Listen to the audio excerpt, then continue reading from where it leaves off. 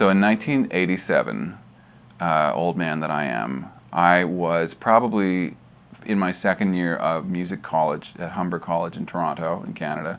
To me, the sound of the D-50 is the sound of me coming out of music college, in my own narcissistic memory. And then I quickly realized I had to get one somehow. When I first heard the D-50, I, like a lot of people, reacted so strongly because the concept of putting a sample at the top of a synthesizer patch, it was such a cleverly designed, zeitgeisty thing where it was very much of its time, but it was really ahead of its time, especially when it came out.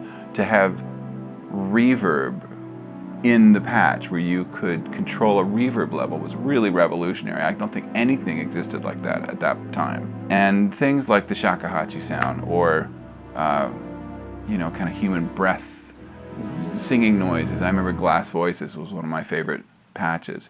You couldn't get that sound out of any other commercially available synthesizer for under $1 gazillion.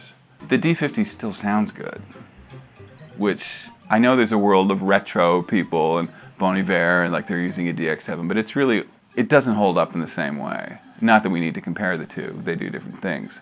They were intended to do different things, but I couldn't believe how useful most of the presets were, which is a rare thing even today in synths or plug-in synths, soft synths, hardware synths. Most of the presets are usually unusable, from every company. This wasn't like that. It sounded like it was on a record. That was the big penny drop for me. They sounded like sounds that I was starting to hear on records and that I selfishly wanted to then go record with, because it just sounded like, it made the music sound like a better production. Historically, the thing with Roland is that there's always been an immense musicality to the stuff, even to the earliest stuff, which I still have some of it. It's a real, I don't like things that are hard to use. I don't like something that takes me longer than 20 seconds to figure out how to make it sound good or feel good.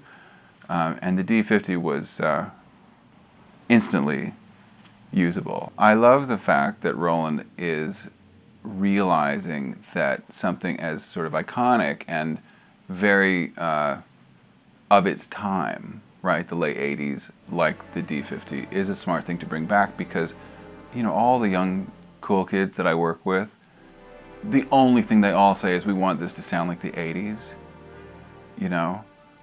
Maybe that's why they come to me, because I was in high school in the 80s, I don't know. There's a musicality that's always been in this gear, so that there's been a deeper rudder in the music water. I think it's a clever move to resurrect that soundscape.